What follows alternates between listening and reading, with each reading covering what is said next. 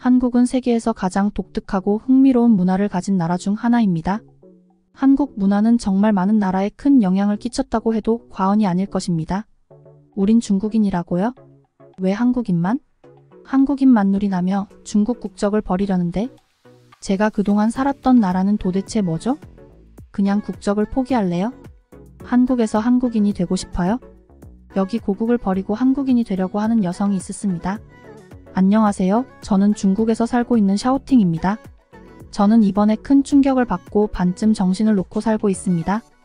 제가 그동안 살아온 환경이 이상했다는 것을 깨닫고 말았기 때문인데요.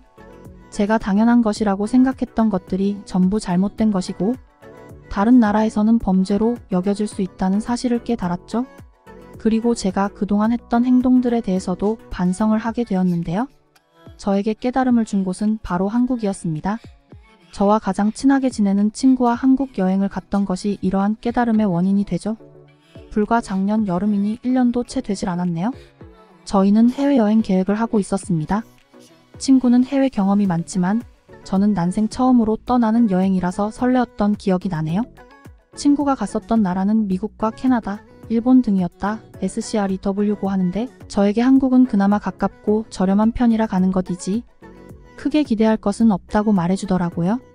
이 친구의 꿈이 승무원이라서 해외에 관심이 많아서 외국인들, 특히 한국인들을 가끔 만난다고 하는데 전부 중국인들과 비슷하게 살고 있으며 마치 해외가 아닌 중국의 다른 지역을 가는 느낌일 거라고 했습니다.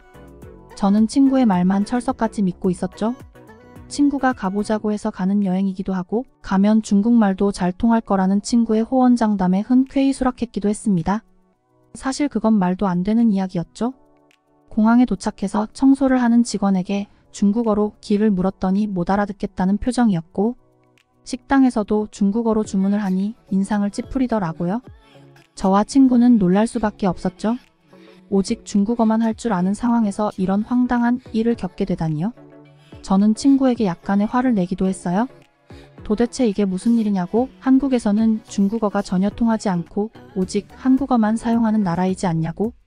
친구는 자신이 그동안 알고 있던 사실과 달라서 충격을 받았다고 하고 자신이 그동안 어떤 여행지를 어떻게 다녔었고 한국인이 중국어를 할 줄 안다고 생각했던 이유를 설명해 주더라고요. 제가 친구라고 무조건 믿은 게 바보였다고 생각합니다. 친구는 여행을 다녔지만 지금처럼 제대로 된 여행을 다녔던 적이 없었더라고요. 알고 보니 친구가 갔던 미국과 캐나다는 가족의 지인이 있는 차이나타운에서만 있었던 것이고 일본은 패키지 여행으로 다녀왔다고 하더라고요. 그러니 현지의 사정도 제대로 모르고 해외여행을 가지 않은 사람의 수준 정도의 지식만 가지고 있었던 것이죠. 친구의 말만 믿고 한국에 온 제가 바보이죠. 친구는 분명히 중국에서 봤었던 한국 사람이 중국말을 전부 유창하게 하는 것을 본 적이 있고 한국인이 아닌 중국인이라고 똑똑히 말하는 것을 들었다고 했습니다. 그러니 당연히 한국인들이 중국어를 함께 사용한다고 생각했다는 거죠. 그런데 그건 사실이 아니었습니다. 알고 보니 친구가 만났던 한국인은 한국어를 할 줄 알던 중국의 조선족이었고 조선족은 한국인과 같은 민족이기는 하지만 옛날부터 모종의 이유로 중국에 살게 된 한국인이라고 하더라고요. 조선족은 중국인이라고 말하지만 한국어에 능통하고 한국 국적도 취득하는 경우도 많다더라고요. 저희는 이제 정말 망했다는 생각만 들었습니다. 그리고 마지막 희망으로 안내소를 찾아갔는데요. 그곳에는 정말 다행히도 중국어를 잘하시는 안내원분이 계셨습니다. 저희는 너무나 반가운 마음에 중국어를 사용할 수 있는 한국인이 많이 있는지와 중국인을 위한 교통편이나 혜택을 물어보았죠. 그분은 살짝 어이없어 하시면서도 굉장히 친절하게 알려주셨습니다. 당연히 한국에서 중국어에 능통한 사람을 찾기 힘들 것이고 교통도 대중교통을 타면 되고 특히 지하철에서는 중국어 안내가 나오기는 하니 한국 여행을 하는 것이 크게 어렵지는 않을 것이라고 말했죠.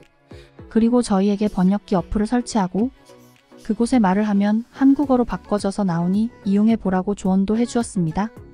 그런 어플이 있는 줄도 몰랐고 번역기를 사용해야 한다는 사실조차 하다고 모르고 지낸 저희가 잘못된 것이긴 했습니다. 그러나 저는 중국에서만 지내니 모두가 중국어만으로 의사소통이 될 줄 알았고 심지어 해외에서도 중국어를 사용하는 나라가 많을 것이라는 생각에 번역이라는 생각조차도 못하고 지냈던 것입니다. 그리고 저희는 번역기를 켜고 이곳저곳을 돌아다니면서 마실 것도 마시고 먹을 것도 사 먹었는데요. 문제는 그 이후였습니다. 지하철을 타고 어떤 역에 내려서 마시던 음료수 병을 생각 없이 바닥에 버렸는데 어느 젊은 남성분이 저희에게 무언가 말을 하시는 것이 아니겠어요? 저희는 잘 모른다고 중국인이라고 중국어로 말을 해도 말이 통하지 않자 일단 번역기를 사용해 보았죠. 그리고 상대방이 하는 말을 번역했는데 쓰레기를 길바닥에 버리지 말라고 다시 주워서 쓰레기통에 버리라고 말을 하는 것이었죠. 그런데 저희는 약간 황당하기도 했습니다. 중국의 통념과는 너무 달랐기 때문입니다. 중국에서는 길에 쓰레기를 버려도 아무런 상관이 없다고 생각하는 경우가 대다수거든요. 길에 쓰레기를 버리면 그걸 줍는 미화원이 있을 수 있고 그 사람들도 돈을 벌게 되니 서로 이익을 보기 때문이죠. 저희는 편해서 좋고 줍는 사람은 돈을 벌어서 좋은 상황인데 한국에서는 도대체 무슨 일이 일어나길래 이걸 가지고 트집을 잡는지 이해할 수 없었습니다. 그리고 주변에 있던 사람들도 저희에게 인상을 쓰며 말을 하기 시작했어요. 무언가 상황이 이상하게 변해가자 쓰레기를 들고 얼른 그 자리를 빠져나왔는데요. 실제로 역에서 나와 길거리를 걸어보는데 한국의 거리에는 그 흔한 담배꽁초 하나 없었습니다. 길거리가 이렇게 깨끗할 수가 있구나 생각이 들기도 했습니다. 이런 곳에 살면 정말 쓰레기 하나하나가 전부 눈에 띌 것이라 생각이 들더라고요. 그러다가 저는 정말 너무 놀라는 경험을 하게 되었습니다. 친구와 길을 건너기 위해서 차가 없을 때 횡단보도를 뛰어가는데 갑자기 어떤 승용차가 달리다가 저를 스치면서 지나간 거예요. 저는 다행히 넘어지기만 하고 다치지는 않았다는 생각이 들었습니다. 손가방이 차에 부딪혔을 뿐 제 몸에는 차가 닿지 않았거든요. 그러자 한국의 승용차 운전자는 저에게 괜찮냐고 물으면서 직접 자신의 차를 태우고 함께 병원에 가주더라고요. 솔직히 모르는 사람의 차를 타고 가는 것은 너무나 무섭기도 하고 심지어는 말도 잘 통하지 않는 사람이라서 너무 놀랄 뿐이었습니다. 그래도 친구는 제 손을 꼭 붙잡고 진정시켜 주었죠. 사실 이 정도의 사고는 사고도 아닌데 굳이 병원까지 데려갈 필요는 없잖아요. 중국에서는 이런 경우 분명 운전자가 그냥 갈 길을 갔을 것입니다. 이 정도 스치는 일로는 크게 뭐라고 하지 않거든요. 오토바이로는 워낙 흔하게 일어나는 사고니까요. 한국 사람들은 정말 친절하고 양심적이라는 생각이 들었습니다. 병원에서도 이런저런 검사를 바로 진행시켜주는데 간호사와 의사가 모두 친절하고 상냥하게 대해주더라고요. 중국에서는 분명히 이상이 없는데 왜 검사를 하냐고 하며 대충 보냈을 거예요. 물론 검사 결과 이상은 하나도 없이 나왔고 자동차 운전자는 미안하다면서 현금을 쥐어주기까지 하더라고요. 다음부터는 무단횡단을 하지 말라고 하면서요. 저희는 그 운전자의 도움으로 목적지인 롯데월드타워에 도착할 수 있었습니다. 한국의 랜드마크라고 하는데 그 앞에는 넓은 호수까지 있어서 굉장히 운치가 있는 공간이었습니다. 저는 한국에서의 경험들을 모두 중국과 비교해 보았는데 내가 한국에 산다면 어떨까라는 상상을 하게 되더라고요. 곰곰이 생각해보니 중국에서 살면서 일상이라고 여겼던 일들은 한국에서 전부 범죄였습니다. 길거리에 쓰레기를 버리는 것도 범죄였고 사람을 살짝 치고 가던 길을 가는 것도 뺑소니 범죄였죠. 그리고 한국에서는 길거리에서 변을 보는 사람도 본 적이 없었고요. 음식점마다 재료의 원산지를 써두어서 공개해둔 점도 굉장히 새로운 점이었죠. 물론 개방된 조리대의 모습도 낯설었고요. 중국에서는 2명이 가면 당연히 2인분이 아니라 4인분은 시켜서 먹고 남은 음식은 포장을 하거나 남기는 것이 미덕인데 한국에서는 2명이서 4인분은 너무 많다면서 남기지 말고 일단 먹고 나서 더 시키라는 것도 신기한 문화였습니다. 사실 저도 이건 중국이 조금 너무하다고 생각했던 적이 몇 번 있었거든요. 분명히 돈은 한 그릇 먹을 돈만 가지고 있는데 친구와 들어가서 많이 시켜야 하는 상황이 조금 힘들었거든요. 한국은 음식점에서 먼저 양에 대해서 제한을 해주는 모습이 새로웠죠. 심지어는 중국과 다르게 어디에서나 굉장히 깨끗한 화장실을 사용할 수 있었습니다. 비데까지 설치된 화장실이 많아서 엄청 놀랐던 기억이 납니다. 그나마 중국도 조금은 나아지긴 했지만 남녀 공용화 장실임에도 남자들 바로 옆에서 화장실 이용을 한 기억도 많았거든요. 그리고 떠올린 것은 내가 정말 중국에서 계속 살아야 하나라는 생각이었습니다. 아예 한국에서 살아보면 어떨까 생각이 들었죠. 며칠 동안 여행 왔던 한국은 정말 제게 너무 새로운 세상을 알려주었습니다. 중국보다 선진화되었다는 것이 이런 것인가라는 생각이 들었습니다. 92,127.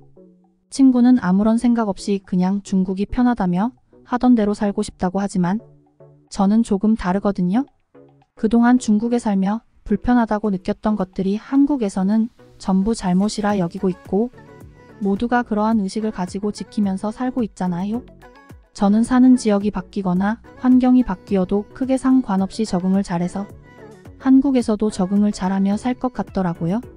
그리고 제가 가진 생각보다 더 좋은 가치관을 가진 사람이 있으면 그 사람에게 무언가를 배우려 노력을 하는 편인데요. 한국에서는 무언가 배울 점이 있어요?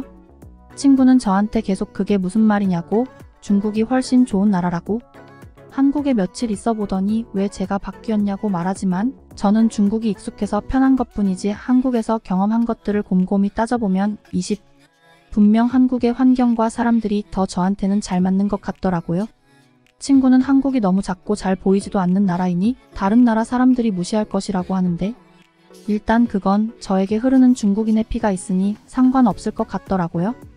우선적으로 한국에서 편하게 살아보고 싶다는 생각이 먼저 들었고 실제로 인터넷에서 알아보니 투자이민이라는 것으로 한국의 국적을 취득하는 경우가 많다더라고요. 돈만 주면 한국의 국적을 취득하는 방법인데 이 정도야 부모님이 도와주신다면 어렵지 않을 것 같았어요. 그리고 한국 여행을 와서 알게 된 사실인데 한국인들은 한국의 여권으로 비자가 없이도 유럽 여행을 할 수 있다고 하더라고요. 이건 중국인들에게 큰 충격일 거예요. 중국의 여권보다 한국의 여권이 더 많은 나라를 갈 수 있다는 사실을 인터넷에서 보고 알게 되었거든요. 한국의 국적만 취득한다면 분명 외국을 편하게 왕래할 수도 있겠죠. 저는 중국으로 돌아와서 한국의 국적 취득을 위해 투자이민 신청을 하려고 했습니다. 그런데 아무리 해도 신청하는 사이트가 안 보이는 거예요. 분명 커뮤니티에서는 투자이민을 통한 국적 변경이 쉽다고 알려져 있는데 말이죠. 그리고 저는 정말 충격적인 내용을 알게 되었습니다. 바로 한국의 투자이민 제도가 대대적으로 바뀌어서 이제는 사실상 불가능해졌다는 것이죠. 바뀐 지 채 2년이 되지 않았더라고요. 저는 정말 절망에 빠질 수밖에 없었습니다.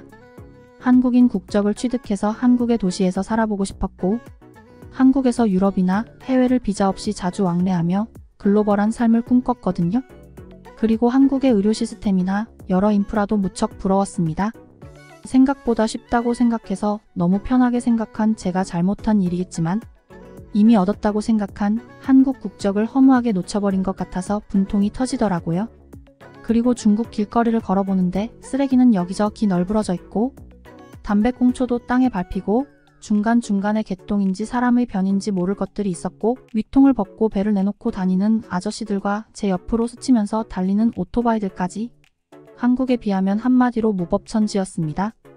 차라리 한국을 가지 않았더라면 중국의 실상이 어떠한지에 대해서 아무것도 몰랐을 텐데 한국에 다녀온 이후에 왜 이런 것들이 전부 마음에 들지 않고 그냥 중국의 길거리가 꼴도 보기 싫은지 모르겠습니다. 다 정말 한마디로 끔찍한 현장 같았습니다. 대중국이 이런 모습이라니, 이런 모습이 한국에서는 범죄로 취급되다니 허무하기도 하고 허탈했습니다.